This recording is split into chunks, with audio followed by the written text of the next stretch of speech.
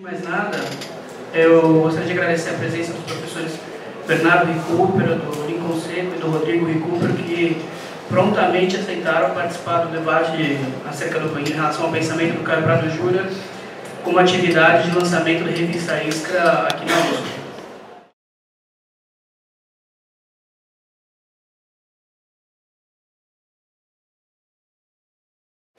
Muito sinteticamente, podemos resumir o eixo ordenador do pensamento de Caio Prado na busca por meios que viabilizassem a superação do nosso sentido da colonização. Esse sentido, iniciado com a extração do pau-brasil, mas que, segundo o historiador, se agrava inclusive com a entrada massiva de capital imperialista no século XX, se daria pelo fato do Brasil sempre servir como fonte de matérias-primas para o abastecimento de mercados estranhos, renegando, portanto, os reais interesses nacionais. Caio Prado, corretamente, sempre inseriu o processo de espoliação nacional no marco da formação do capitalismo, ou seja, enxergava que a exploração das colônias foi fundamental para a acumulação primitiva e, portanto, para o próprio capitalismo. O fato da metrópole portuguesa estar imersa em enormes contradições quanto do começo da ocupação do território brasileiro, e Caio Prado enxerga muito bem como Portugal passa de pioneiro marítimo à relativa decadência, sendo aí, e devido à sua condição externa, que se estabelecem políticas mais concretas para a colônia, o leva a enxergar claramente que se tratava de uma formação nacional inédita, sendo alguns de seus resultados o pacto colonial, a formação das capitanias hereditárias e um complexo sistema jurídico para dar conta de uma escassa população. Enfim, a visão em relação à Revolução é distinta entre Caio Prado e o PCB. Seguindo as conclusões a que chega estudando o passado colonial, Caio Prado afirma que a dinâmica de ciclos econômicos para exportação nunca permitiu que o capitalismo realmente ficasse em pé em solo nacional. Ou seja, não há feudalismo a ser superado, mas, por outro lado, a economia brasileira tampouco era verdadeiramente capitalista, no sentido que em Caio Prado entendia o capitalismo. E veremos isso um pouco mais adiante. Sendo assim, nas palavras do historiador, o capitalismo é pouco mais que uma forma exterior e sobreposta. A superação de nosso sentido, portanto, está para Caio Prado profundamente ligado ao enraizamento do capitalismo no Brasil, ou seja, a promoção de uma dinâmica relação entre produção e consumo, que viesse a dar conta de atender às reais necessidades da população.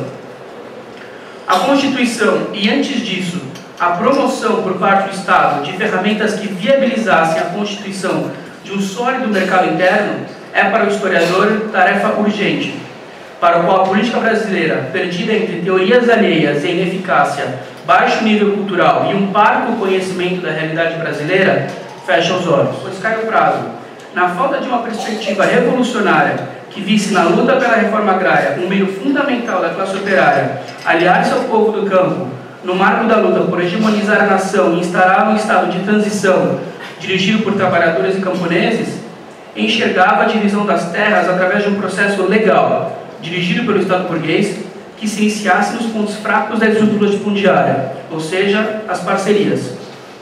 Enfim, um processo pacífico de divisão das terras improdutivas. Era sua preocupação evitar maiores dificuldades às atividades produtivas e, em sua palavra, deveria-se evitar, no processo da divisão, a perturbação das atividades produtivas e a desorganização dos estabelecimentos. Essa visão talvez balize toda a proposta de reforma agrária da esquerda reformista até hoje. O golpe teria sido resultado da combinação entre a agitação estéril por parte da esquerda, que insistia em teorias importadas, da classe operária e dos trabalhadores do campo. Caio Prado parte de um elemento de crítica correto, o de que a esquerda estava demasiadamente atrelada ao governo. Porém, o faz desde um ponto de vista completamente reformista. Quizá justamente por isso, fecha os olhos em relação ao peso que seu partido tinha na classe operária na década de 60, chegando a afirmar que o proletariado agiu como simples massa de manobras táticas, manejada, mais clientada e dirigida propriamente, por minorias efetivamente ativas que não passam muitas vezes de ínfimos grupos. A história nos mostra que não foi bem assim.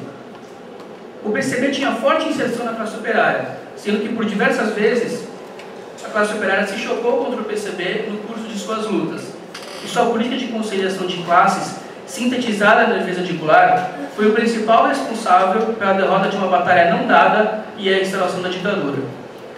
É preciso dizer que a compreensão em relação à dinâmica de transição do capitalismo ao socialismo e todas as questões relacionadas ao papel da classe operária, dos camponeses, da vanguarda e sua relação com as massas, e ainda mais, sua noção de partido revolucionário, são profundamente influenciados, ou melhor, Caio Prado retira seus ensinamentos das movimentações que o stalinismo foi obrigado a realizar para perpetuar-se no poder. Por exemplo, em um livro publicado após a viagem à União Soviética, afirma categoricamente que nenhuma organização social, pelo menos as de certa forma evoluídas e por isso mesmo complexas, pode dispensar uma direção.